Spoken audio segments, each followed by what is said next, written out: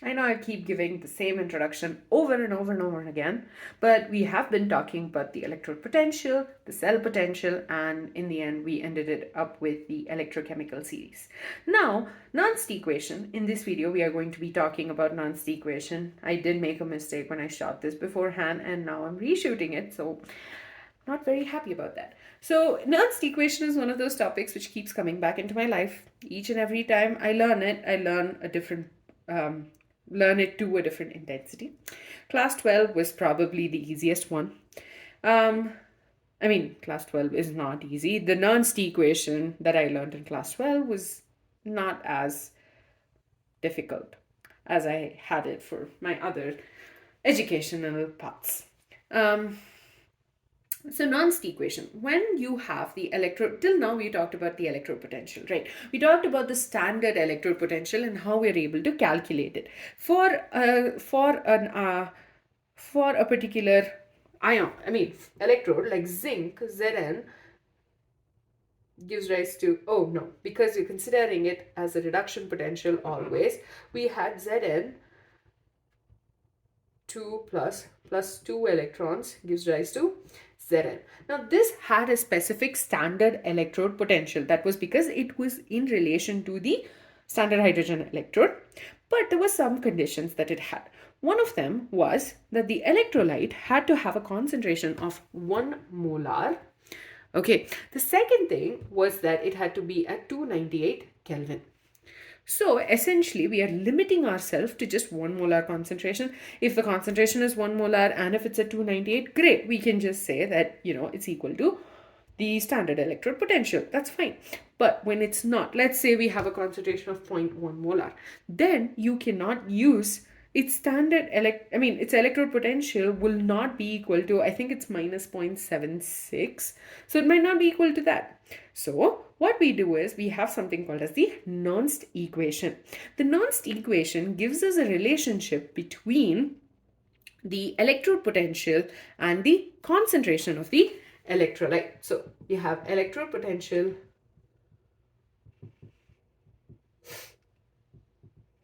and the concentration of electrolyte. The Nernst equation is giving us a relationship between these two. Now let's assume we have a reaction. M is a metal, some metal, N plus with N number of, like if, the charge of N plus N number of electrons gives rise to M. So this is our reaction, general reaction that we are assuming. The Nernst equation for this particular reaction would be E Mn plus slash M dash M, straight line M equals to E naught Mn plus dash M minus RT by NF ln concentration, the product, divided by concentration of the reactant. Okay, so this is the Nernst equation. Okay, so first thing you need to know is over here. This one right here is the electrode potential.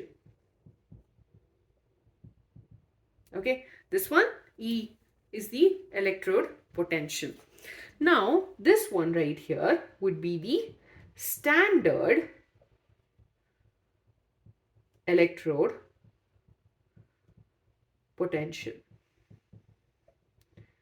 Okay, electrode potential, standard electrode potential. Now, R is the gas constant, 8.314 joules per Kelvin per mole. Okay, next is T, which is temperature. Obviously, we know that, and it's in Kelvin. The next one is N. Right here, it's the number of electrons gained. Okay, and the last one is F, that is the Faraday constant, whose value we are going to be rounding it to 96500 Coulomb per mole. Okay, I've basically memorized all these because I shot it already, 96500 coulombs per mole. And then this one right here is the concentration or molar concentration of metal. And this one is molar concentration of ions. Okay, so these are the various parts. You have the electrode potential, you have the standard electrode potential, R is the gas constant, T is the temperature, N is the number of electrons which are gained, F is the Faraday constant, M is the molar concentration of metal, and Mn plus is the molar concentration of the ions. Okay, so these are the various things that consist of the Nernst equation. Now, let's assume that the temperature is 298 Kelvin.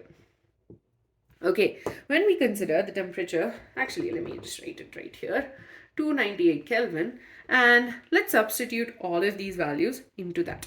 So, E Mn plus M equals to E naught, that's going to be the standard electrode potential, minus R, oh, I just said I'm going to be substituting those values,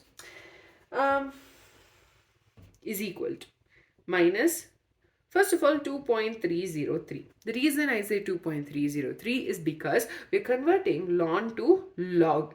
So for us to convert ln to log, we just have to multiply this with 2.303. So 2.303 into R, which is 8.314 joules per Kelvin per mole, into T, 298 Kelvin, whole divided by 96500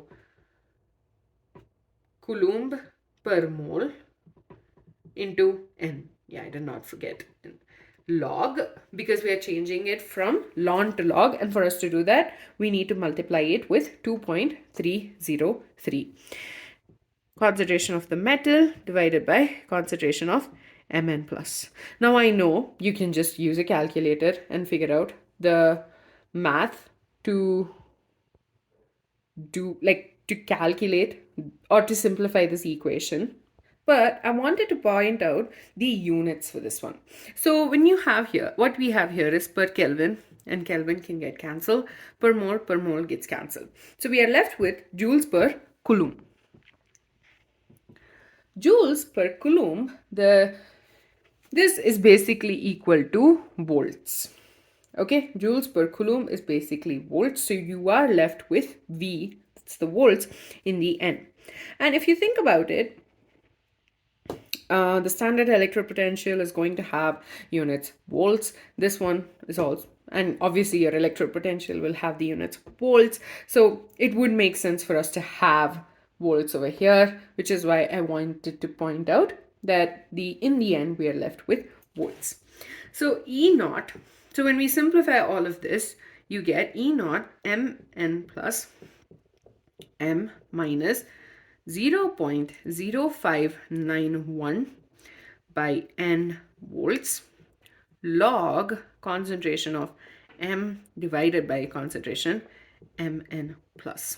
Okay, now remember, if you remember from equilibrium, whenever we had a pure metal, which by the way I wanted to finish equilibrium at some point, but when you had a pure metal or a pure substance, we consider the concentration to be equal to unity. So the same thing applies over here.